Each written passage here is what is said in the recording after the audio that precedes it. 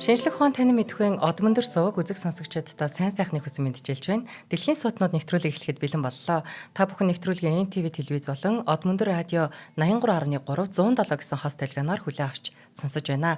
За энэ удаагийн нэвтрүүлгийн хамтран ажиллагчаар үрждэг сар хариултаа хадгалын урайтай Худалдаа хөгжлийн банк, за мөн ногоо ирээдүг хөгжүүлэх урайтай MMS компани хамтран ажиллаж байна. За, студид физикч Бэлгүн, Цэнгэл хоёр нар ажиллаж байна. За, өнөөдрийн сэдэв бол Бурхны дуу хоолойг сонссон нь. За, арай минь. Арай минь сайн уу? Сайн уу? Чи яг ингэж нөгөө студидтэй уулзаагүй бараг сар гар мөнгөрсөн биз дээ, тий. Харин айгу гоё байна студид ирсэн чи. Харин тийм гоё юм амар. Амьдараа. Тий, бодитоор нөгөө бодит харилцаа, амьд харилцаа гэдэг шүү дээ. Тийм их гоё тий. Өнөөдрийн сэдэв Бурхны дуу хоолойг сонссон гэхээр ямар нэгэн таамаг байна уу чамд хэний тухай ярих гэж байгаа тухай ч юм уу? Яг би хүнээ бол нөгөө нэг мэдээд байна. Гэтэ яг Бурхны дуу хоолойг сонссон гэдгийг бол яг энэ хүнтэй яаж байлдаж байгааг нь бүр огт мэдэхгүй байна. Тийм. Тэгэхээр яг өнөөдрийн Цэнгэл битээний ярих гэж байгаа хүн бол Алдарт Блейз Паскал гэдэг хүн байна. За Паскалыг та зарим нь мэдэхгүй байж магадгүй. Хэрвээ амрахнаар санаа гэвэл энэ хүн хамгийн анх тооны машин зохион бүтээсэн хүн. Тооны машин зохион бүтээсэн учраас математик, физик талын хүн гэж ихэнх нь таамаглаж байгаа байх тийм. Мэдээж тэр талын хүн байсан. Гэхдээ амьдрал нь их сонирхолтой. Юу болсон гэхээр манай хүн 31 настайдаа буюу 1654 оны 11 сарын 23-ны өдөр. Бид нар бүр энэ өдрийн он сартаа айгуу сайн мэддэг байхгүй. Ягаад ингэж сайн мэддэг вэ гэхээр Паскалыг нас барсны дараа хувцсыг одоо ингэ тайлаад яаж байгаа хүн байгаа шүү дээ. Одоо оршуулах цаа үл бэлдэж байгаа хүн байгаа шүү дээ. Тэгсэн хувцсных нь энгэрийн зүрхэн талынх нь халааснаас нь юм бичиг болсон байгаа. Тэрэн дээр нь мемориум гэд бичсэн. Одоо монголоор юу гэж орчуулах юм мэдээдэг одоо дурсамж бичиг маягийн тийм. Тэгсэн энэ бичгэн дээр маань Паскал юу гэж бичсэн бэ гэхээр гал тэгээд Авраам бурхан, Айсак бурхан, Якоб бурхан гэхдээ ямар ч одоо ийм шинжлэх ухааны хүмүүсийн бурхан бус ийм бурхтуудыг би дуудаж гин гэсэн утгатай өгсөн байна л та. Тэгээд би энэ өдөр, энэ оройг, энэ одоо мөчийг хизээч мартахгүй гэсэн утгатай бичсэн байсан байна. За ингээд нөгөө ойдлчин маань судалсан байна. Энэ сүүлийн одоо жакетын хантаазын тий хин монголоор юу гэдэг вэ нөгөө костюмны дээвэр өмсдөг чи костюм хин хийж өгсөн бол гээд тэрийг нь асуугаад ингээ явж байгаа бусад өмнөх ойдлчин дээр нь очиод ингээл асуугаал явсан юу болж мэдсэн бэ гэхээр Паскал ерөөсөө энэ зүйлийг 1654 оноос нас барах хүртлээр буюу 39 наснда нас барах хүртэл гэж 8 жилийн турш карманда ингээ банк байлгадаг. Тэгээ ингээ дотор карманыхын дотор юм нууц карма хийгээд тэрэндээ банк хадгалдаг. Тэгээ хувцас солиулж оюулах болгондоо тэр шинэ хувцсандаа хийдэг байхгүй. Ингэж явдаг нь олж мэдсэн. Энд гэсэн юутай гаралтай бай гэсэн дараа нь хүмүүс ингээ харсан ерөөсөө энэ өдрөөс хойш Паскал математикийн болон физикийн шинжлэх ухааны юм хийхээ одоо ажил эрдэм шинжилгээний ажил хийхээ болоод илүү теолог руу ороод за теолог дотор янисизм гэдэг одоо христийн юм шашны одоо салбар руу ороод энэ шашны салбар дотор за энэ нь болохоор яг юм католик дотор байдаг юм мувмент хөдөлгөөн юм байна л та. Бараг юм зарим хүмүүс бол тухайн үед энэ тэ тодорхой юм калт шиг байсан гэсэн юмнууд ярьж ирсэн юм байлээ. За манай Паскалийн өөрийнх нь дүү охин хүртэл энд ингээ хүчтэй орсон. Энэ одоо салбар руу ороод өөрийнх нь пенсинс гэдэг юм эрдэм шашинтай холбоотой теологийн эрдэм шинжилгээний өгүүлэлээ гэх юм уу өөрийнх нь бодлыг те өөрийнх нь итгэл үнэмшлийн тухай өөрийнх нь хувь хүний тухай энэ бодлуудыг бичсэн байгаа юм. За энийг түүхчид бол Паскалийн амьдралын одоо сэрэлт гэх юм уу та шашны сэрэлт гэж одоо юм тодорхой юм яриануд байдаг юм байна. Тийм маягаар нэрлэдэг. Би нөгөө шашны хүн биш болохоор сайн мэдэхгүй. Тэгээс зарим нь spiritual awakening энэ төр сүнсний сэрэлт гэх юм. Тиймэрхүү маягаар ярьдаг. Иймэрхүү зүйл болсон гэж үздэг юм байна л та. Шашны өнцгөөс шүү, теологийн өнцгөөс. Ингээд тэр пенсисээ бичсэн. За үүндээ Паскал их гоё аргумент гаргасан байгаа юм. За энэ аргумент нь юу вэ гэхээр Паскалийн вегер гэдэг одоо Паскалийн мөрий гэж орчуулж болно. Тэр нэг их зөвүүн. Манай хүн ингээд айгу хүчтэй тэр шүн унтж байхдаа энэ дуу хоолойг сонсоод те тэр түрүүний бичсэн үгүүд нь өөрт нь сонсогдсон бурхны хоолой гэж байгаа байхгүй яг үнэндээ. Тийм дуу хоолой сонсдог байсан юм. Дуу хоолой сонссон байгаа. Ингээд сонсоод ингээд бичсэн. Тэгээ ингээд тэр дуу хоолойг сонсчоод юу гэж бодсон бэ гэхээр тэр одоо Паскалийн вегер гэдэг те вежер гэдэг зүйлээ одоо мөрий ч юм уу одоо зайлж гэх юм уу те тиймэрхүү зүйлээ бичээ. Тэр аргумент яаж ийн гэсэн чинь бурхан байдаг гэж хоёлаа бодъё тийм үү те. Бурхан байдаг гэж бодъё. Тэгвэл би бурханд итгэх юм бол би диваачн руу очино. Энэ нөгөө яг тэр өөрийнх нь шүтдэг шашин бурханд би итгэдэг бол би деважн руу очино гэдэг юм байна л та. Би гим нүглээ одоо яагаад намжлаад. За дараагийнх нь болохоор бурхан бэдгүү биш ээ бурхан бэдэг гэхдээ би бурханд итгэхгүй бол би там руу явна. За деважнд очих юм бол хязгааргүй аз жаргалыг мэдэрнэ. Там руу очих юм бол хязгааргүй зовлонг мэдэрнэ. За төгсгөлийнх нь энэ хоёрын аргумент шүү. Төгсгөлийнх нь ерөөсөө бурхан бэдгүү бол би бурханд итгэх хэсэг нь ямар ч хамааралгүй. Тэгээ энэ гурыг хооронд нь харьцуулж үзэж байгаа. За энэ гурыг хооронд нь харьцуулбал чи бурханд итгэхгүй. Яг ингэ санагдаж байна. Нөгөө нэг ашигтай ашиггүй гэрэл бодоод байгаа л да. Тэгэхээр хэрвээ бурхан байдаг байлаа гэхэд би итгэчих юм бол аврагдах нь байна. За хэрвээ байдаггүй байлаа ч гэсэн надад хөрөл байхгүй. За хэрвээ байдаг байж таарад би итгээгүй байх юм бол там руу явчих гээд байна ш. Тэгэхээр аль ашигтай нь байсан ч байгаагүй ч итгэх нь ашигтай. Тэгэхээр Паскал ерөөсөө тий яг зөв бурханд итгэнэ гэдэг маань анхнаасаа бид нар бурханд итгэлээ гэд яахгүй юм байна уу? Ямар ч одоо ингээд нөгөө золиос гарахгүй юм байна. Одоо гейм теоригоор бол тий энэ илүү юм оптимал зөв сонголт байна гэж байгаа байхгүй. Итгэхгүй байх юм бол гайн тараад манай хүн байж ивэл би баларах гээд энэ. Тэгэхээр эрсдэлтэй алах юм хийхгүй гэд. Иймэрхүү маягаар хүн бол ерөөсөө бурхан за энэ бурхан бол католик шашны бурхан тийм үү? Одоо ертөнцийн эзэн гэж бид нар орчуулдаг шүү дээ тий. ертөнцийг бүтээсэн нэг нөхөр байж байгаа гэдэг ч юм уу. Энэ нь бол итгэсэн илүү ачигтай байна гэдэг аргумент руу очиод энэ Пенсис гэдэг өөрийнхөө одоо бодол эссе дээрээ ерөөсөө л эцээцэд бурханд итгэх нь зөв юм байна тий бурханд хэдүүлээ итгэцгээе.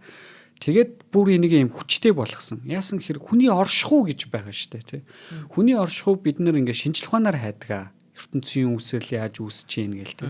Манай хүн чинь тухайн үед нөгөө Декарттай үзэлцдэг байсан байгаа байхгүй. Тэгсэн Декарт болохоор тий хүний оршихуй бид нар ойлгоход бурхан болон шашны хэрэг байхгүй.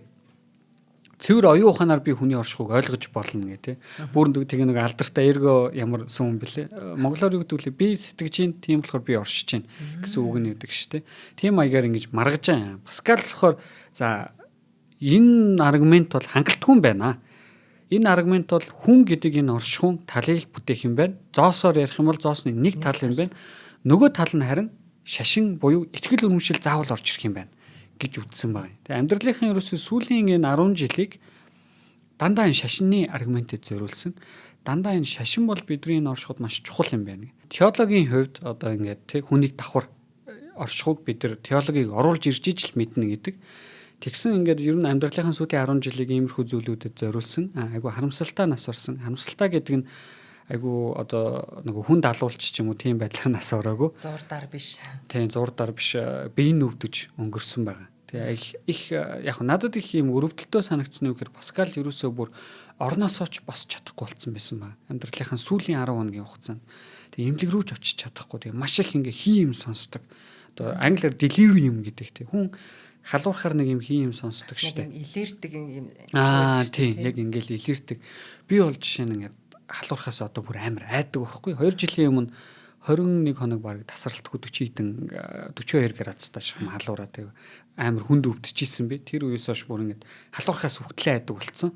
Тэгээ Паскал бол тийм халуунтай ингээд амьдралынхаа сүүлийн 12 хоногийн өнгөрөөсөн ба. Тэг хий юм сонсдог хүмүүс орж ирээд юм ярихаар ойлгодгүй бас харамсалтай нь ингээд өөрийнх нь өнгөрөхөөс өмнөх нь шахам өөрийнх нь хайртай дүү охин нь нас барцсан 2 жилийн өмнө тийм байсан. Тэрнээсээ болоод ингээд сэтгэлийн ч биеийн ч хямралд орцсон байсан байгаа юм манай өнхөрхий. Тэгээ эмнэлэгт очсон ч авралгүй болцсон. Тэгээ ингээд нас барсан. Нас барсныхын дараа задлан хийсэн автопси гэдэг. Задлан хийгээд юу анзаарсан бэ гэхээр өнөөдөр бол бид нарыг мэдэхгүй байгаа юм. Паскал яг юу нүвдөөд яагаад оншин мэдэхгүй. Тийм оншин мэдэхгүй. Яагаад энэ 39 наснда ийм залуухандаа нас орчваа. Энэ мундаг хүн тий. Маш мундаг хүн. Ингээд айгүй эрт нас орсон. 39 нас бол эрт штэ. Энэ бол залуухан тий. Энэ чи 40 хүрэхээс өмнө зандаа хахаас залуухан байхдаа өнгөрцөн. Надаас хэдхэн насаар ах байхдаа өнгөрцөн байгаа байхгүй юм. Тэгэхээр надад айгүй амар санагдсан л та. Бас ингээд тий 40 одоо шинэ 4 дахь 18 эхлүүлээгүй ингээд нас орсон энэ хүн. Тэгээ ингээд судалсан ер нь ингээд хідэн оншууд харлаа тэгсэн чи юу гарч ийн гэхээр ерөөсөө айгүй олон түүхчид 2 зүйл дээр одоо 2-3 зүйл дээр санал нийлт юм байна. Нэг нь Паскал хотоодны хорт авдартай байсан байж магадгүй гинэ. Тэгээ хотоодны хорт авдар нь бүр ингээ багаас нь айгу удаан хугацааны турш биеийг нь ингэдэж багаар идэж явсан учраас ер нь л багаас юм өвддөг байсан байж магадгүй юм. Нэг юм хоолн шингэдэггүй байсан энэ төр гэлдэгдэг тийм юмнууд их байдаг юм байл. Ер нь ингээд ер нь хоолны дэглэм барихгүй бол болдгоо тийм хэцүү нөхөр байсан баг. Тэгээ ингээд ходоодны хорт тавдрын сүлдээ өөрийнх нь амийг нь ингэж авч явсан юм байна. Нөгөөх нь болохоор туберкулозис буюу нөгөө сүрийг нь насварсан байж магадгүй. Сүрээ нөгөө ясандаа орно гэж монголчууд ярьдаг шүү дээ. Тэгэхээр нөгөө Ричард Файманы анхны их нэртэй адилхан тийм ясны сүрээ тусаад тэр нь бас ингээд яваандаа биеийн эдсээр хагаад давхар тархинд нь нөлөөлөнгөд манай хүн хийм хардаг, дэмэрдэг ингээд тий одоо солиорох гэдэг шүү дээ. Тийм болоод ингээд насварсан байж магадгүй гэж үздэг. За 3 дахь хэсэг хүмүүс нь болохоор юу вэ гэхээр ерөөсөө энэ хоёр хоёулаа байж магадгүй. Ерөөсөө энэ хоёр хоёулаа тий хавсраад ингээд агүй ихт амийн аваад явцсан байж магадгүй юм байна. Гэхдээ бүр ингээд зарим хүмүүс юу гэж үздэг вэ гэхээр энэ хоёр хавсраад манай хүний энэ хийм харж сонсож байгааг тайлбарлах боломжгүй гэдэг юм байна л та. Тэгсэн Паскал ч түрүү ингээ хийм сонссон гэд хоёулын нэвтрүүлгийн ихэнд ярьсан шүү дээ. Энэ нь өөрөө амьдралынх нь хоёр агүй чухал үйл явдалтай холбоотой байж магадгүй гинэ. Нэг нь аав нь насварсан. Ээж нь насварсан үйл явдлууд ингээ эхний одоо хүн алдж байгаа процесс тэнд явагдсан байгаа байхгүй. Дараа нь яасан гэхээр мань нөхөр өөрөө нас оронгаа алдсан. Өөрөө одоо орчин үеийн яриагаар бол автосолд оронгаа алдсан. Морин тэргээр явж хагаад автосолд морин осолд оронгаа алдсан. Тийм осолд оронгаа алдсан. Одоо хүний юм яриад энийх бас ойлоо эвгүй энэ тэг шүүмжлүүлээд байгаа. Морин осол гэж үг байдгүй болохоор эвгүй. Харин тэр нь инээдтэй л санагдаж байгаа шүү манайхан. Ийм юм дээр бас ингэ шүүмжлэх гэдэг тийм ингэдэй юм бэлээ. Тийм осолд оронгаалцсан. Гэтэ эн чи амар байхгүй. Хүн ер нь ингээд үхлийн мэдрэмж авахаар амар штэ. Би надад бол амар гэдэг байхгүй. Тэгээ ингээд бүр болж үлдэхээр тэгээ халуурхаас одоо хүртэл ингээд айдаг болцсон байгаа байхгүй. Тэгээ ийм ослууд нь өөрөө ингээд толгоонд нь ямар нэгэн сэтгцийн өөрчлөлт үлдээсэн байж магадгүй гэж үздэг бас хүмүүс байдаг юм байлээ. Яг өнөөдөр бид нар алийг мэдэхгүй. Гэхдээ ихэнх түүхчид бол энэ гурын ямарчсан аль нэг нь эсвэл гурлаа ингээд авсарсан байж магадгүй гэж үздэг. Төрөний тэр нөгөө нэг морин осолд оронгаа алдсан гэдэг дээр бас магадгүй юм а. Тэр чинь нөгөө нэг юм юмны амар хурдтай давхиж байгаа морин дээр суугаа за өөх нь ойлгомжтой болж хахад ирмэг дээр очиод хавцлын шахуу ирмэг дээр очиод зогсоод тэрнээс хойш юмны болонд сууж чадахгүй голлож суудаг энэ төр тийм сэтгэл зүйд нь тийм их нөлөө үзүүлсэн байхыг болгоход айдас нь бас тэр байж магадгүй те. Одоо тэгээд амар штэ ер нь ингээл би ер нь машин барих дурггүй байхгүй амар хурд авч болдог учраас ер нь хурдтай тэр үед чи одоо ингээл байж ангууд өөрийгөө үхлээл гэж бодож байгаа шүү дээ. Ерөөсөө ингээл үхлээ. Тэгээ урд нь улаан цанаг хавцал харагдчихээн. За тэгэл үхлээ гэж бодно. Зогсно гэж яаж мэдэх вэ? Тийм мэдхгүй барыг тэр итгэл өрөмшил байхгүй болно шүү дээ. Тэг нэг юм инээдтэй үг гэдэг л да. Атеизм онгоц сүрхээс 10 минутын өмнө байхгүй болдог гэдэг. Мэдээж л нэрэ залбирна шүү дээ хүн бол. Тэр үед бол ялангуяа шашин бол маш хүчтэй зүйл байгаа шүү дээ. Тийм учраас ингээл залбирна. Тэгэл зогсно. Ямар ч эрүүл ухаантай логотон юу гэж бодох вэ гэхээр бурхан ертөнцийн эзэн надад туслалаа миний амийг аварлаа л гэж бодно шүү дээ. Ямар нэг зүйл намайг аварлаа гэдэг чинь итгэл найдвар шууд төрв. Тийм тэгэл одоо тэрэндээ багаар итгэж эхлэв. Тэгэл тэр итгэл нь өөр сүлдрүүгээ өөрийнх нь бүр амьдралынх нь нэг чухал хэсэг болсон байгаа байхгүй. Яг тэргээр нь нэг шүмжилж байгаа биш л те манай үнийг. Тэр нь ямарчсан өөрөө саяны ингээ Паскалийн вежер жоохон бурхантай мөрий хийж байгаа юм шиг ч гэсэн лаг аргумент байгаа байхгүй. Тодорхой хэмжээнд эн чинь хүнийг бас бодуулж чадчихээн тийм. Эн чинь нэрээ юу гэсэн үг гэлээ. Үнэхээр би бурханд итгэлээгээд ямар нэгэн надаас золиос гарахгүй л ягаад итгэж болохгүй гэж тийм. Тэгээ ингээд нарийн харах юм бол хоёул өмнөх дугаарууд дээр буддаар дээр ч юм уу одоо ингээд янз янзын дугаарууд дээр ярьж хахад шашин бол эцсийн эцэст гол зорилго нь биднийг сайн сайхан амьдруулах гэдэг байгаа шүү дээ тийм. Тэгэл ер нь муу зүйл бити хийл гэдэг юм байна шүү. Тийм юм чинь тэрэнд нэг итгэхэд яах вэ гэдэг юм. Алдах юм байхгүй. Яг мэдээж тодорхой хэмжээний шашны сөрөг талууд байгаа л да тийм. Манай Галилей гэрээ хорионд оруулцдаг ч юм уу эсвэл хэнийг одоо нөгөө буруунааг аваачаас ингээд талбай дээр шатаачдаг ч юм уу. Эсвэл заримдаа хэржил ухааны эсрэг юм ярьдаг иймэрхүү юмнууд байгаа. Гэтэ өнөөдөр бол энэ бол заагтаал болсон байх л да. Энийг хольж ярьж байгаа нь өөрөө хүний л буруу байх шүү. Түүнээс шиг шашны буруу үгүй үгүй мэдгүй. За энэ сэдвийг ингээд дуусгая. Тэгээ яг хүн итгэл үнэмшил одоо шашинтай ч шашингүй ч хүн болгонд угсаа итгэдэг юм байдаг шүү дээ. Одоо юу гэдэг юм буян нүгэлдээ итгэж кармад итгэдэг ч юм уу. Миний хувьд бол яг тийм шүү дээ. Шашингүй юм шиг мөртлөө одоо лам хар гэдэг ахгүй нэ. Ямар нэг зүйл хийхдээ надад нэг юм намайг хоригдсан юм байдаг. намайг хүн харж байгаа ч юм шиг байдаг. Тэр нь эсвэл миний бас суртахуун хүмүүжил юм уу бас мэдэхгүй. Тэгээ нэг юм хувийн бас юунууд байдаг тийм. Би яг нөгөө нэг айгүй артист болчихгоо тэр юунаас холдсон байна. Бүр байхгүй болцсон. За ингээд Паскалийн амьдралын сүүлийн 10 жил бол ерөнхийдөө иймэрхүү л байсан. Гэтэ манай хүн нөгөө энэ бас ингээд шашин руу орсон гэсэн шүү дээ тийм. Энэ нь бас ингээд юугаар харах юм бол одоо яг өөрийнх нь энэ өнцгөөс биш гадны өнцгөөс харах юм бол бас тухайн үед өөрт нь юу болсон бэ гэхээр нөгөө нэг энэ меморимыг орхиё л доо тий. Энэ фактыг орхичих юм бол дүүн төрүүлж шашны нөгөө католик шашны хөдөлгөөн рүү орсон юм байна. Гэтэл Паскалийн бие муу байгаа шүү дээ. Бие нь муу байгаа ангууд яасан гэхээр дүүтгээ гэрээ байгуулах гэж үзсэн.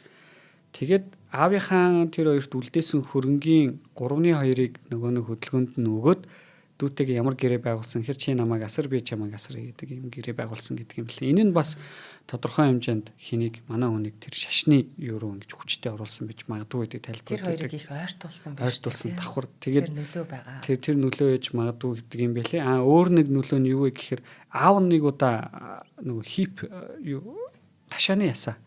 Ташааны ясаа л үү те. Тэрийг хуглаад сүүчний ясаа хуглаад би болохоор хүлэл гэж бодоодсэн сүүч юм байна. Тийм сүүчний ясаа хуглаад тэр үед бол энэ сүүчний ясаа хугарчих юм их аюултай. Ер нь хүндийг нь асуурдаг. Тэгээ хөгшин хүмүүс ч гэсэн хэцүү шттэ. Тэр нэг хүний яс чинь ингээд хэврэг болчихвол гадуур алхаж байгаа сүүж удаан хөвтөл сүүж цөөрөх гэдэг ч юм уу эсвэл цоорох гэдэг ч юм уу эсвэл сүүж ингээд гэмтэх асуудлууд байдаг шттэ. Залуу хүмүүс ч гэсэн хөдөлгөөнд дутагдана эсвэл кальц дутагдвал ийм асуудлууд гарч ирдэг. Тэр үед болохоор ингэх юм бол ерөөсөө хүн тэгэл бай болдог гэсэн. Энэ асуурхан тодорхой. Тэгсэн гэрт нь хоёр шашны хүн ирж аавын тоглолдог. Тэгээ аавын тоглолчод гарч ирээд мэдээж хоёр хүүхэдтэй гурван хүүхэдтэй ярилцаж таарна. Энэ бас ингээ багаас нь юм шашны нөлөө оруулсан байж магадгүй гэсэн юм тайлбарууд байдаг юм л.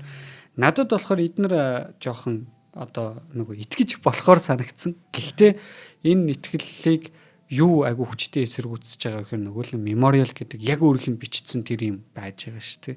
Би үрд одоо ингээд энэ бурхны дуугалыг сонсоод үндэ итгэнэ гэдэг юм байгаа. Тийм учраас магадгүй өөр нөлөө байж магадгүй.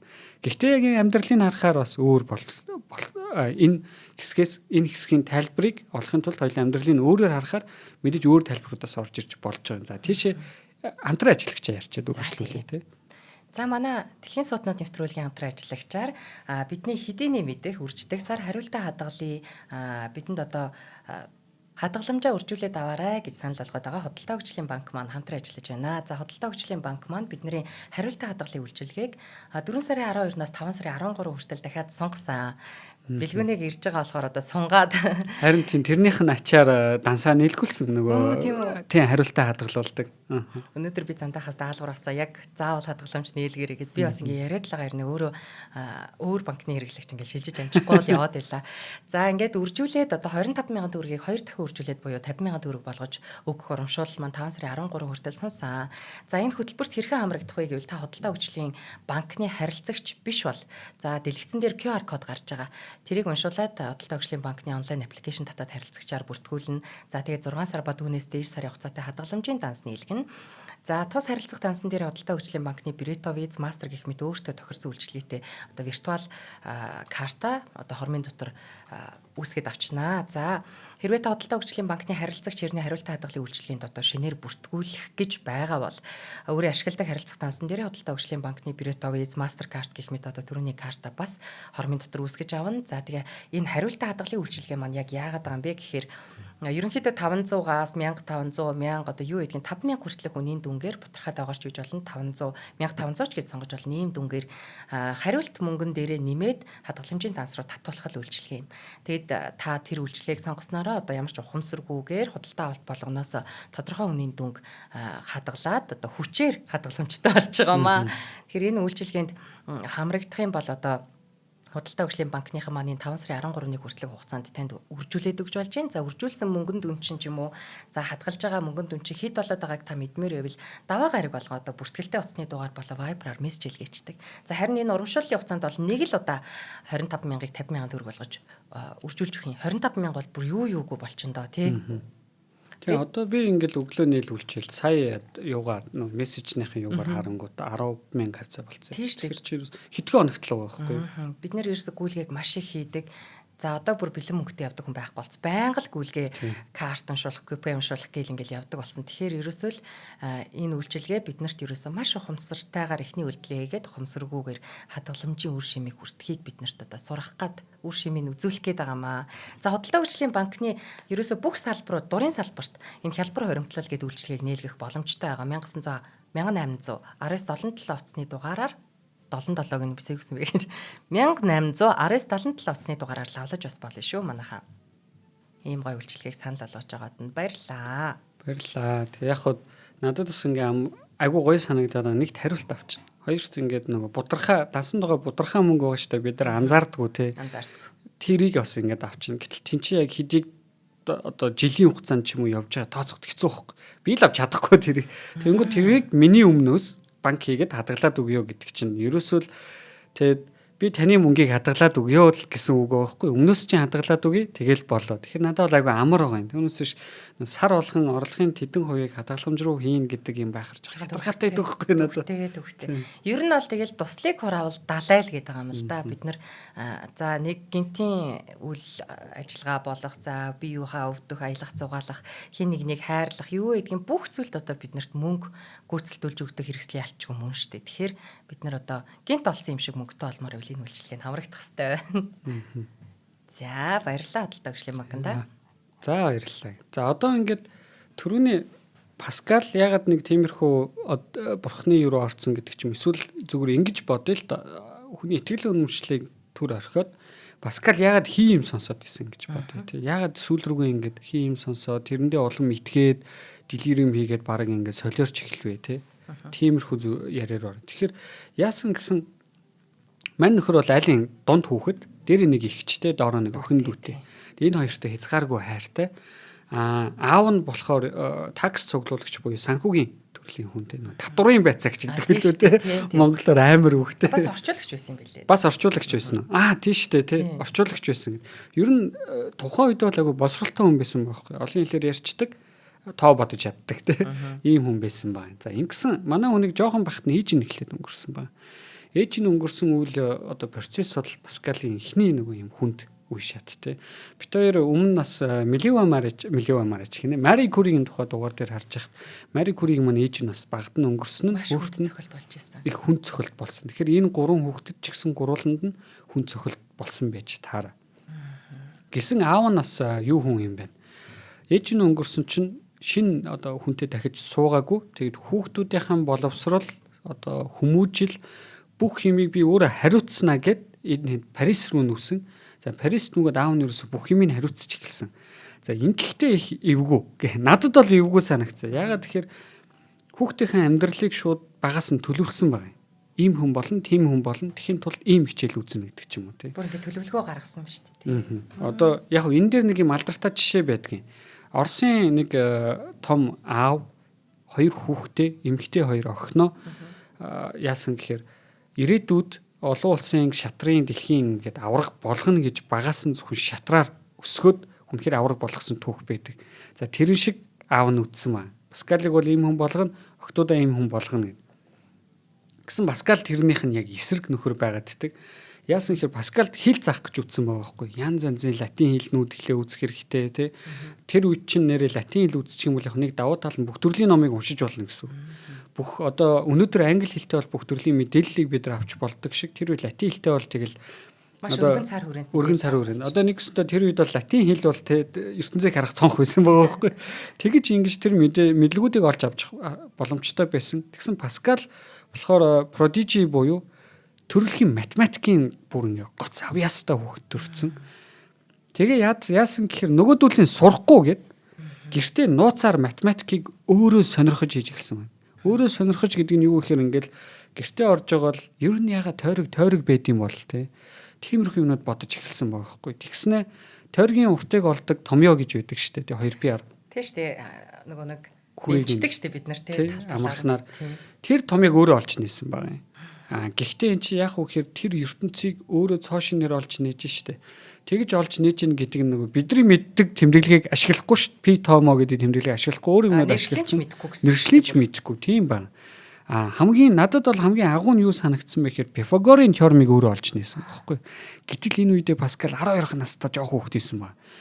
12 настай энэ жоохон хүүхэд 2000 жилийн өмнө хамаг том философч нар алаан болж иж нээсэн онолыг аваасаа нууцаар шүн нойр нь хөрөхгүй тэгээ ингээ те нууцаар орныхоо доор байдаг шалан дээр нууцаар болоод нийцсэн. Аав нь тэрийг нэг удаа нууцаар нэг удаа санаандгүй мэдсэн. Яасан гэхээр нөгөөтгөндөө бүр ингээд автаа донтоод орцсон амарлаг бодлого бодож исэн. Тэгсэн тэрийг нь хараад байхгүй. Тухайн үед ерөөсө хитгэн хүмүүс л баг аав нь өөрөө ойлгодгүй юу гэдэг тэр томьёонуудын гаргалгааг нь хийсэн байсан байхгүй. Тэгэл аав нь тэнцээ за. Энэ нөхөр чинь те латин хэлийг бол ийм нөхөрд орон сурчин тэгэхээр математикийн лав ястан байна. Математикийн талаас нь хөгжүүлээгээд Паскалд юу өгсөн бэ гэхээр Паскалыг өөрийнх нь нөгөө татврын байцаагчийн газрынхаа одоо нөгөө татврыг бодуулдаг те энэ хүчин татвар бодох чи хэцүү шттэ. Тэр баах юмнуудыг бодох одоо. Нэр өстө төвөгтэйгээр боддог байсан байх. Тий одоо ингээд яг мэдээж сампин ашиглана л та. Гэхдээ л ингээд өдөржин нэг хоёлаа ингээд төсөөлийн нэг 10 хүний татварыг бодъё те. Орлого зарлахын сарын ямар ч програм баг. Бид нар өнөөдөр ингээд пад энтер дарлаа пад нэг юм дарлаа ингээд гаргацдаг ш. Гэтэл тэр үе чи хэцүү. Гэтэл Паскал бол тэрийг барыг цээжээр боддог гэсэн гэж байна. Төрөлхийн математикийн авьяастай хүүхэд байсан маа. Гэтэ энэ математикийн авьяастай хүүхэд аавынхын тэр ихний шаардлага хүчилсэн те энийг ингэж сурна шүү гэдэг. Одоо латин хэлийг ингэж сурна шүү гэдэг нэг шаардлага ээжийнх нь өнгөрснөг үйл явдал энэ хоёр тодорхой хэмжээнд нөлөөлсөн байж магадгүй. Тэгээ бас нэг түүхийн баримт нь юу гэхээр Паскал ерөөсө багасаа унтаж чаддаг. Ер нь юм нойр байдгүй хүүхэд. Яагаад нойр байдгүй байсан юм бол гэсэн би энэ өвдөөлөдөг юу нь өвдөд байгаа нь мэдэгдэдэггүй тийм хүүхэд байсан байхгүй. Ямар нэг юм ингээл хин тэндээ өвдөөл янгинаал ингээл ийм хүүхэд байсан юм. Тэгэхээр энэ шинж тэмдгүүдийг бас харахаар зарим түүхчид юу гэж дүгндэг вэ гэхээр энэ бол ерөөсөө хотоодны хавдрын шинж тэмдгүүд байна да. Эсвэл бүр багаас нь биед нь ингэж явж исэн нөгөө нэг сүрээгийн ийм онцлог. Тэгэхээр энэ өвчнүүд хоёулаа яах вэ гэхээр багаас өвдөх тусам нөгөө нэг төв мэдрэлийн систем тархинд өөрчлөлт оруулж эхэлдэг. Тэгэхээр Паскал магадгүй энэ үеэс өвдсөн хаасан 6 тагаас төрөлхийн өвдөж эхэлсэн хүүхэд биш үү те. Тэгээ ингээд 20 жил явчлаа гэхэд эн чинь угаасаа тэр хүний биеийг өөрчилнө. Тийм учраас ингээд тодорхой хэмжээнд толгонд нь тархинд нь өөрчлөлт орсон байж магадгүй гэж үзээд. Яасан хэрэг зарим нөгөө задлангийн баримтууд дээр Паскалийн тархинд мэдрэлийн системд нь өөрчлөлт орсон байсан байж магадгүй гэдэг баримт өгдөг байхгүй. Тэгэхээр энэ нь ийм бас шалтгаантай байж магадгүй юм байна гэж үздэг байсан ба. Гэхдээ бид нар бас өнөөдөр мэдэхгүй гэдэг дахин хэлээ те. Яг аль нь үнэн бэ гэдэг. Тэгээ ингээд манай нөгөө жоохон хүүхэд чинь нөгөө бацаан чиг гэхгүй те. Манай аавынхаа татврын газар ингээд ажилд орсон. Тэгээ өмнөөс нь одоо тооцоонуудыг хийж өгдөг. Гэтэл ухаантай хүн бол ухаантай хүн байна. Яасан гэхээр тэр тооцоонуудыг бас ингээ өөрөө толгоогоо цаасан дээр бодох өөртөө лайтай санагдсан юм байна л та. Тэгсэн юу хийсэн бэ гэхээр хамгийн анхны тооны машиныг аавдаа хийж өгсөн ба. За тооны машин гэдэг бол бүр үнэхээр гайхалтай юм байхгүй тий. Одоо ч бид бүр нягт хэрглэж байна. Тий өнөөдөр тий гар утас бол тооны машин хэрэгтэй шүү дээ тий. Тэгээ нэг юм инээдтэй үг гэдэг шүү дээ. Намайг нас орохоор миний интернет браузерын юг search story-г устгаараа гэдэг тий. Тэр бол нэг юм амар айхаар юм биш байхгүй юу? Би бол жишээ нь чамд юу гэж хэлэх вэ гэхээр намайг нас урахаар миний гар утсан дээр тооны машины сториг устгаарай. Тэрэн дээр хамгийн ичмээр юмнууд байдаг байхгүй юу тий. Вала одоо 3 дээр 2-ыг нээж байна. Энэ үхнийг үдэ гэдэг юм даа. Тэрийг л устгах хэрэгтэй. Тэр интернет стори бол дүүс хэрэгтэй. Тэр бол яах вэ тий. Тэгэхээр тооны машин гэдэг энэ маш чухал нээлтийг одоо хийсэн. Маш том машин одоо машины хувьд эн чинь бол анхны компьютер байгаа байхгүй. Би болохоор Паскал гэдэг хүнийг яг энэ нөгөө магадлалын онолд айгуу чухал юм хийсэн. Физикт даралтыг Паскалаар хэмждэг гэж чухал юмнууд хийсэн л дээ. Гэхдээ хамгийн анх мэддэг болсон 7 дугаар ангитай 7 дугаар ангийнхаа 9 сар тухай мөр мэдээлэл зүйн хичээл дээр нөгөө компьютерийн хэл гэдэг хичээл үзэх хэрэгтэй болоод програмчлалын хэл. Энд чинь нэр Паскал гэдэг хэл. Тэгэж энэ нэрийг мэддэг болсон байхгүй. Тэгэхээр яагаад энэ нэрийг өгсөн бэ гэхээр чинь нөгөө анхны тооны машиныг хийснээрээ яг жинхэнэ энэ одоо боддог машин гэдэг зүйлийг бодит амьдралд бидэрт авчирч өгсөн байгаа байхгүй тий. Тэгээ ингээд хийсэн чинь бүр 14-р Луи одоо тухайн үеийн хаан Францын хаан ясмэн дээр аавтар муу харилцаатай байсан байхгүй улс төрийн хувьд. Бүр тэр улс төрийн хувьд муу харилцаатайгаас нь болж аав нь Парисыг хэсэг орхиж явчихсан. Тэгэхгүй бол алуучих гэдэг байхгүй харж явж байхдаа. Орхиж явахдаа 3 хүүхдээ хөрш одоо салон ажиллаулдаг гоо зүсгэлэнтэй хөөрхөн царайлаараа алдартай эмэгтэйд орхиж явсан байна. Тэгээ энэ нэг сон. Паскал багада тийм лаг ингээд те одоо хүн болгон шүлсээ хожуулна гэдэг шиг одоо хүн болгон дурладаг тэр эмэгтэйнд өссөн мөртлөө Паскал хэзэж хүн дурлаж байгаагүй. Тэр бүр өөрийнхөө амьдралыг юусоо би энэ танин мэдхүү шинжлэх ухаанд зориулна гэд хит одоо юм спиритуал юм руу ингээд яг спиритуал биш шүү манайхаа те. Өнөөдөр яасан толгой хөвдөж жоохон буруу өгөөд ашиглаа те.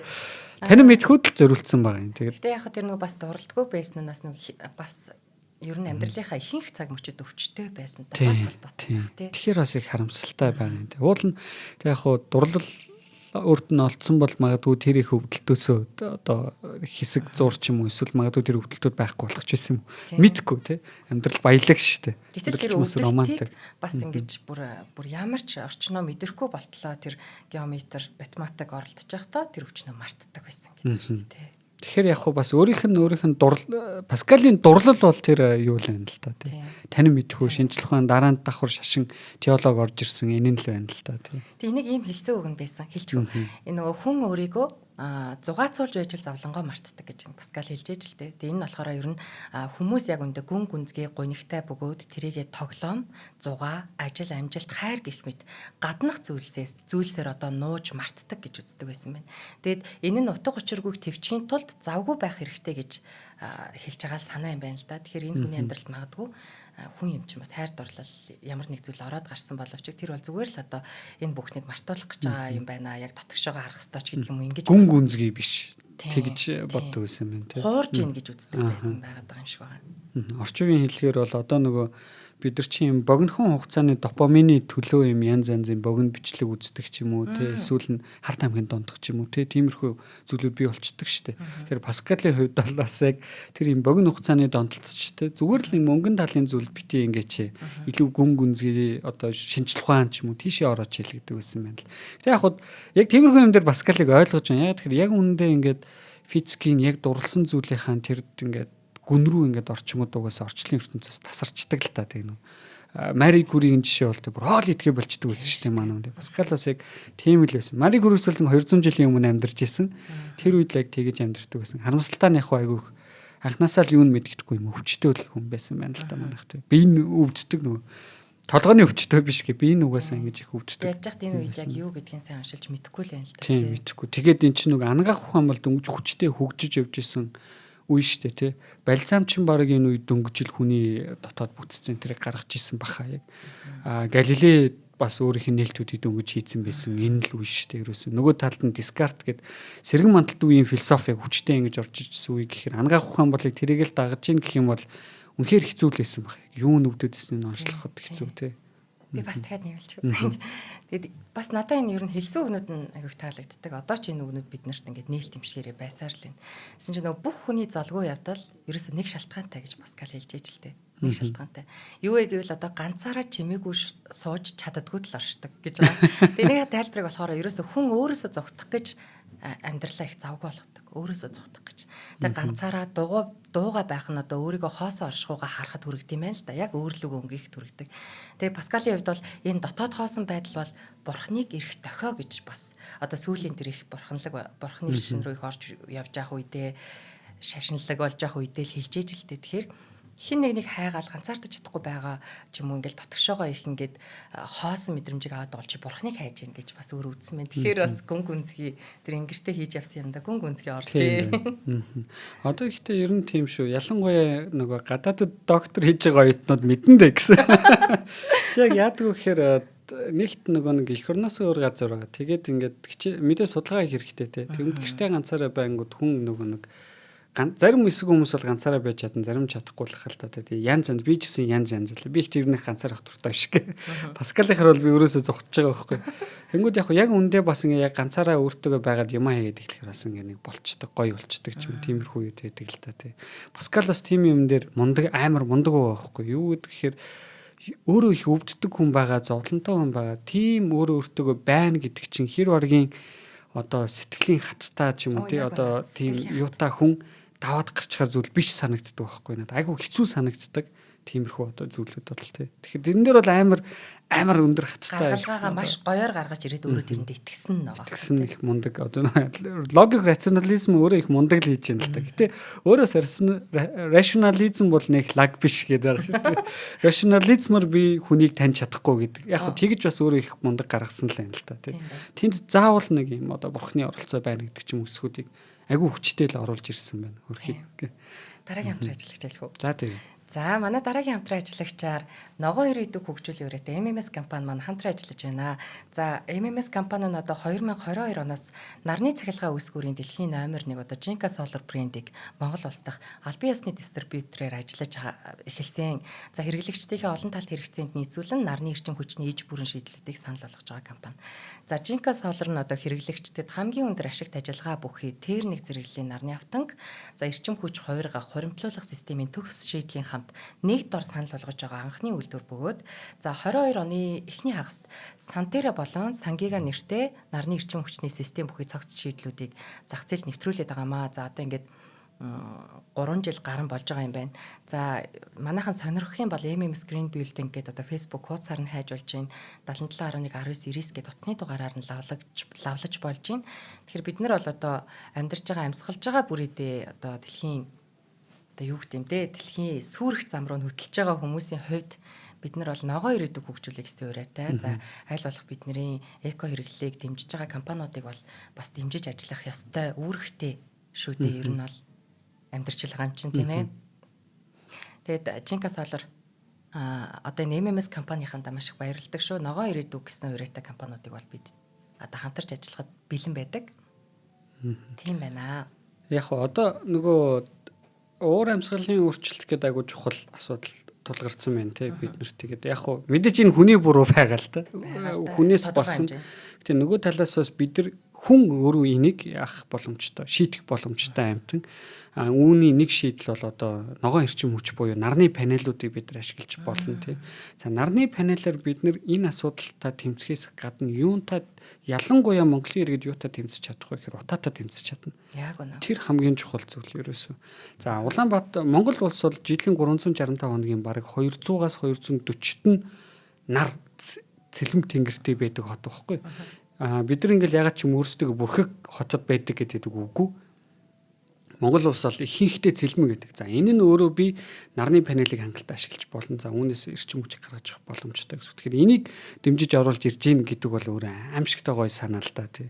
Энийг заавал ашиглаж явах нь нэгт би утаатай тэмцэж байгаа нэг хэлбэр нөгөө хэлбэр нь том утгаараа глобал утгаараа би уур амьсгалын өөрчлөлтөд тэмцэж байна. Бүр холын утгаараа юу вэ гэхээр миний хүүхдүүдийн хүүхдүүдэд зориулсан би ногоон дэлхийг ногоон эрчим хүчийг байгуулж ийн л гэсэн үг. Тэгэхээр ингээд юм бодонгод айгуу гоё ингээд дотроос нэх гоё болоод байна. Тийм шүү ер нь. За баярлалаа MMS компанид. MMS-ийн хамт олондоо баярлалаа. Ингээд Паскалийн дүүн бас л хүчнөр юм байна тий. Тэгээ их сони ээжин залуудаа бас өнгөрсөн. Их чин дүүн бас залуудаа тэгээд хүчнөр гэхээр дүүн бас залуудаа их чин бас эн чин нэг өөрөөс нь төрүүлж өнгөрсөн баха тий 36 тада өнгөрсөн санагдаад энэ төрүүлээд тэр нь бас өөрт нь их хүнд цохилт учирсан гэд өөрөхдөө тэр янз янзын зүйлүүд бас яг нөлөөлдөг байсан баг. Гэхдээ бас энэ магадгүй их сонин л юм тий ингээд гэр бүлийн тэр хүмүүс бүгд их залуудаа тэгээ ингээл өвчнөр ингээл өнгөрцөн ч юм байхаар их агчиргалтай тохиолдлуудын нэг л дээ. Гэхдээ бид нар өнөөдөр одоо энэ 400 жил өнгөрсөн. Яг нарийн утга учирыг тийм мэдхэд хэцүү. Гэхдээ яриад сууж нэг тэр Паскал гэдэг хүмүүс айгүй мундаг зүйлүүдийг хийсэн.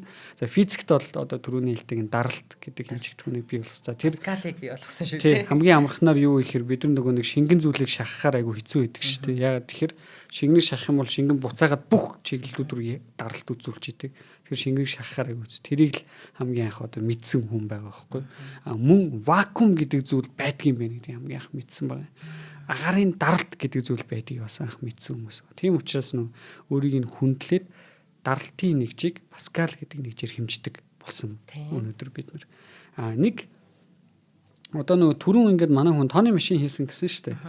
Энд их сонирхолтой баримт байдаг юм лээ. Юу гэхээр тооны машин хийгээд бүгд ингээ Паскалыг баяжаад ерөөсөө ингээл те барыг тэрбумтан болсон гэж боддог. Гэтэл үгүй. Одоогийнхор нэг патент нь бий юу? Тийм одоо яг анх патент авсан хүмүүсийн нэг байж магадгүй гэдэг. Гэтэл энэ нь өөрөө бас том алдаа гэж үздэг юм бэл. Ягаад тэгэхээр нөгөө тэр автон айгу харилцаан байсан гэсэн хаанаа нөгөө тооны машин айгу таалагдаад зөвхөн Паскал л тооны машиныг үйлдвэрлэнэ гэсэн Паскалын нэг нэр мэр өгцөн. Тийм шүү дээ нэрээ. Тэгсэн нөгөөх нь амар үнэтэй нэгт. За хоёр тол ерөөсөө тухайд тансаг хэрэглээ болсон гинэ. Тэгэнгүүт нөгөөтгөө зараад нэг юм өндөр ашиг болж чаддгүй. Тэгсэн үүнээс өмнөөс Паскалд юу тохиолдсон хэрэг аав нь хүүхдүүдтэй мөнгө үлдээх хэрэгтэй болж байгаа шүү дээ. Ингээ нас орж байгаа тий. Нөгөө өв заалгамжилж мөнгө үлдчихэж байгаа. Тэгсэн тэр нь эхлээд одоо Монгол мөнгөөр бол тухайн үедээ анх ингээд аав нь өөрийнхөө үйл хөдлөх хөрөнгүүдийг зараал ингээ явжсэн чинь 66 мянган одоо яг за 66 мянган доллар л хичээ те. Эсвэл за 66 сая төгрөг гээ бодчих. За. Тэгээ бодчих. Тэгсэн чинь яг тэр үедээ баахан нөгөө католикийн сүмийн 30 жилийн дай ингээл бөө юмнууд болцсон. Ингэсэн байжсэн чинь байхгүй. Тэр дай ингээд дууссан чинь инфляц болоод нөгөөх нь 6,000 төгрөгөлцсөн. Тэгээ ингээд ер нь бол мөнгөгүй болцсон байхгүй. Ер нь бол яг ингэж хагартлаа, цадтлаа, баян чамдраагүй. Бас яг ер нь бол амьдралын тодорхой үеуд хоолтой байсан уу, хоолгүй байсан юу гэдэг асуудалтай байсан байгаа юм аа. Гэхдээ л тухайн үед математик гэдэг, физик гэдэг. За математик дээр бол нөгөө алдарт Ферматтай найзлаад өнөөдрийн бидний ярьдаг магадлалын онол гэдэг зүйлийн хамгийн анхны үндсэн суурийг тавьсан. Магадлалын онол өөрөө химэл оюун ухаан, дата анализ, тэгээ өнөөдрийн шинжлэх ухааны хамгийн том суурьуудын нэг, квант физикийн хамгийн том суурьуудын нэг маш чухал зүйлүүд. Мөн тооны машиныг хийсэн Паскалийн гурвалжин гэдэг зүйлүүдийг хийсэн. За эдгээр нь өөрөө тийм компьютерийн хэл гэдэг зүйлийн анхны үндэс болж өгсөн баг. Тийм учраас нөгөө түрүүн ярьсан анхны компьютерийн хэлүүдийн нэгийг Паскал гэж нэрлэлсэн байна тийм. Би одоо бүр мартцсан байсан. Манай хасаа бараг санаж гин үгүй юу? Паскал хэлдэг. Өнөөдөр бол яг тийм чухал ашигладаг юм шиг байлаа тийм. Тийм бид нар нөгөө заахаа болцсон илүү өөр төвшний хэлүүд гараад ирсэн учраас тэр хэлүүдийг ингэж заадаг болсон байна. Тэгээд амьдрал нь болохоор манай хүн түрүүн ярьсан тий айхтар хүнд дурлаагүй айхтар одоо тэр гэр бүлийн харилцаа энэ төр гэдэг зүйл рүү ороогүй. Тэгээ хит хит ухаж үтсэн ерөөсөө тийм юмнууд гарч ирдгүү. За бүр сүүл рүүгээ яасан гэхээр манай хүн ерөөсөө л энэ гэрлэлт энэ төр гэдэг зүйл ер нь баг байхгүй байж ивэл хүн илүү одоо чухал амьдрах юм байна гэж бодож эхэлсэн баг. Амьдралынхаа сүүлийн мөчүүдэд яг тэр надад жоохон харамсалтай санагдсан л да. Тэгээ өөрөө бүр эдрийгээд энэ хүний энэ амьдралын энгийн мэдрэмжүүд бол юм гүн гүнзгий биш. Тэгээ энэ бол зүгээр л мөритөө тоглохтой адилхан нэг иймэрхүү зүйлүүд байдаг. Би илүү гүн гүнзгий зүйл рүү явъя гэж боддог байсан. За энэ нь Паскалийн зөвч гэж байгаа юм биш, бурууч гэж байгаа юм биш те. Энэ хүн л ийм үзэлтэй байсан байна. Үнцэнтэй зүйл нь тэр чинь билүү бид мэдэхгүй шүү. Зүгээр амьдрахаараа л амьдарч чинь тий. Тэгээд ийм 39 жилийн богинохон амьдралаар амьдарсан ийм сонирхолтой хүн байсан байна манай Паскал. Харамсалтай нь яг хөө ингээд энэ удам яг ингээд энэ чи дууссан нэг харамсалтай. Магадгүй Паскал хүүхэдтэй болсон бол нэг ухаантай нөхөр гарах байсан ч юм билүү те. Тийм Паскал бас ингээд иймэрхүү нөгөө романтик харилцаанд оргоо гэр бүлтэй болоогүй гэдэг Ньютонтэй их төстэй. Ньютон ч бас ерөөсөө ийм юмыг тоодгүй ерөөсөө. Наад чинь барыг хэрэггүй шүү дээ те. Тэр нөгөө орчин үед ингээд найзууд нэг ингээд гоё хоолнд орол танилцуулдаг ш. Тийм юмнаас энэ хоёр юм зогтчдөг байсан байна. Ийм юмд би цаг өрөхгүй гэдэг маягийн хүмүүс байсан байгаа байхгүй. За баярлалаа. Би бас нөгөө Паскал маань өөрөө нэгдүгээрт насанд богино байсан. Дээрээс нь энэ хүний тухай ховж ивч юм уу те амьдралын ингэсэн юм шиг байна лээ гэдэг яриач байхгүй. Энэ хүн ерөөсөө л амьдралынхаа бүх цаг хугацааг энэ бидний одоо яриад байгаа зүйлийг хийхэд л бүтээс өөрийгөө зориулсан те. Тийм учраас би бас дундуур нь болохгүй юм их ярьж орж ийна. Бас нэг хэлсэн үг нэг байгаа байхгүй юу? Энийг бас хэлчихье. Хүн бол сэтгэдэг зэгс юм гэж Паскал хэлсэн байсан байна. За хүн бол байгалийн өмнө сул дорой. За энэ бол үнэн те шуурга өвчин үхэл гэд юу ч хүнийг устгах чадна. Гэвч хүн сэтгэх чадвартай тул түүнийг агуу болгож байна. Байгалийн хүч хожиж чадах, байгалийн хүчийг одоо хожиж чадахгүй ч өөрийгөө хинбэ гэдгээ ойлгож чаддаг цорын ганц амьтан бол хүн юм. Гэт ерөнхийдөө ингээд юм энэ хүний ухаан санаа бас л их тийм сар хүрээнийх үргийн Мажи Паскалийн нэрээр нэрлсэн Нарны аймаг дахь одоо нэг тийм жижиг гариг гэдгийг мэдхүү. За бүрүү. Яг энэ хүний юу ад юм байна л да. Одоо жишээлбэл одоо Францын одоо сургууль байна. Гэхдээ одоо бол Паскал гэж нэрлэхээ болцсон. Өөр сургуультай нэгдсэн. За тэгээд дунд сургуулиуд Паскалийн нэрээр нэрлэгдсэн сургуулиуд байдсан байна одоогоороо. За зарим улс орнуудад одоо олимпиад Паскал хэлийг үздэг голчилдог байх үед тийм олимпиад зохиогддог байсан байна. За тэгэн гутлаа Паскал астероид гэдэг нэртэй. Астероид гэдэг нэртэй Нарны аймаг дахь нэгэн жижиг гаригт тэрний нэрийг өгсөн. Гинэ. Төрөний нөгөө бас ингээд орчлон ертөнцийн хүчний өмнө бид нар хүчгүүч гэсэн ингээд тэрийг ойлгож сэтгэж чаддаг гэдэг нь их гоё. Тэрүүгээр агуу юм гэсэн. Тий, тэр нь их үнэхээр тэр надад ч их гоё санагдал та нөгөө Стивен Хокинг бас нөгөө тэгдэг. Бид нар ингээд Нарны аймгийн Нарнаасаа 3 дахь гариг дээр амьдарч байгаа зүгээр нэг юм мичний сайжруулсан хувилбар тий хүнд үрсэд мичнээ сайжруулсан хөлбөр. Гэхдээ бидний хамгийн том онцлог бол ертөнцийг таньж мэдэх чадвартай гэдэг. Паскал бас тэрийг ингээд 400 жилийн өмнө ойлгоод ингэж хэлжсэн хэрэг агуу юм хүндэтгтмээр ёстой нэр астероидын нэр өгмөр агуу санагдаж байна. Яг үнэ. За баярлалаа бэлгүнэ. Хамт шууд ингээд амьд харилцаа үсгээд нэвтрүүлэгт орох гоё юм. Баярлалаа. Үзэгчид маань шинжлэх ухаан танин мэдхэн од мөндөр сувгийн дэлхийн сотнууд нэвтрүүлгийг хүлээн авч сонслоо. Та бүхэн нэвтрүүлгээ НТV телевиз болон од мөндөр радио 83.3 107 гэсэн хост толгойноор хүлээн авч сонслоо.